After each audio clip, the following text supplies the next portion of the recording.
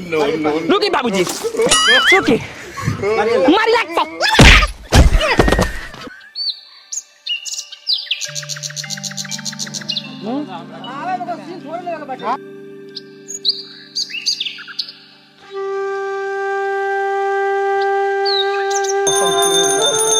प्रणाम डाक बाबू। प्रणाम प्रणाम प्रणाम डाकू। प्रणाम प्रणाम।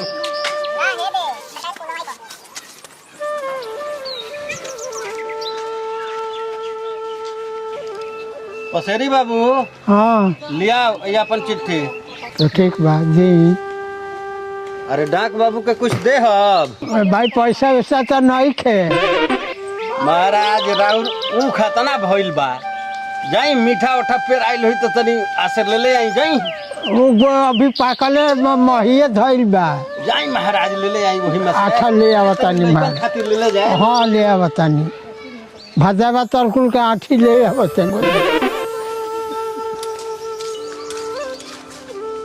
गंधारी बाबू जी डाक बाबू। लिया भाई अपन चिट्ठी। हाँ जी तोहरो से कहे के पड़ी। ए डाक बाबू हमार तो उनखे नहीं भइल। उसके का जरूरत बा मार दे। अरे तहार तो मुर्गा मुर्गे बहुत छेड़ पोक कैले बा। अरे दो चार गो चूतर फले ले आके दे दो। जा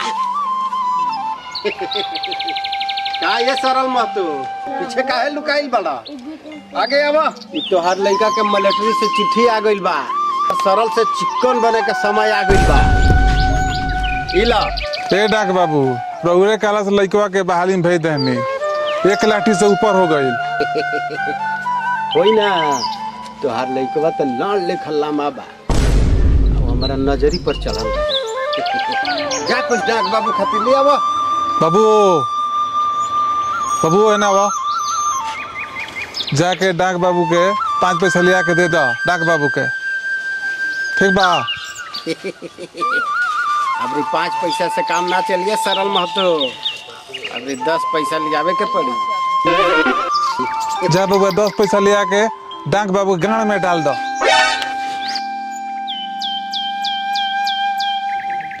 दाना बाबूजी का गजवा कैसा कागज बारे दाना ओए बेटा दवाई मोइलस का रे ई साला मुगा दी हमरा के जो दवाई तो मोइलस रे हमरा के छोड़ छोड़ का गजवा छोड़ ए छोटका रोकी रोकी बाबूजी रोक जाए 1 मिनट रुकी रुकी छोड़ दाना रुकी बाबूजी रुकी मारियला मारी लागते सपना था। दोनों साला सपना देखत देखत हमरा के मुगा दिया सो। दोनों भागत साला गया भागत साला हमार नजरी से दूर हो जा सो। भाग सो। भैया देखो तारा बाप है का साई हवे केतना लार साईले बोलत हवे। हां छोड़ ना ऐसन बाप के 3 आदमी में 200 ग्राम मीट मंगावेला लार अपने आधा खा जाला। छोड़ा चलो बैठ छोटका। ठीक है कहा तारा भैया बैठ बैठ तो भैया बैठ बैठ बैठ तो छोटका। हाँ भैया टिकोरा खाई दे। हाँ दाना ले ना हमर दुगो बा। अरे चलो साथे नु बा देखी ले ना। अच्छा टिकोरा लेके ला चोरा के लिए नहीं हो बुढ़वा लगे से लड़धारी चा के गठिया पर से। हाँ तो भैया आज बाबूजी के लार के दहने लेकर लावा। जानते रे छोटका। हाँ हमरो सपना देखी ले। तू साला बतियावा आवेला। बाबूजी के चिट्ठी देवेला। बाबूजी हमरा के लिया के देवेला। बस हम धल ही ले। हाँ तो बाबूजी का मुसा धल ले ले ना है लार के दहने और गई रहता।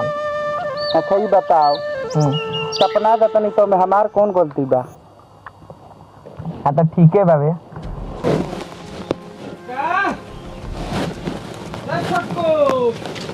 आओ का चिल्ला तारा। अरे गोबरवा काट दे। अरे तो दवा आई तो हमनी के गोबर काट दी। तू क्या करत रहा तारा हाथों में घून लागल बा। हैं अरे सारे खैनी बनावत तनी सब हमरे जिम्मे रखल बा रे। हैं रोज का लारला भइलो। हां तो ठीक है बा के सब करी।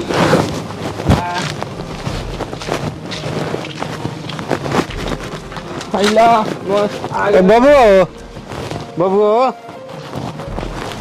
तनी वो काम कर दी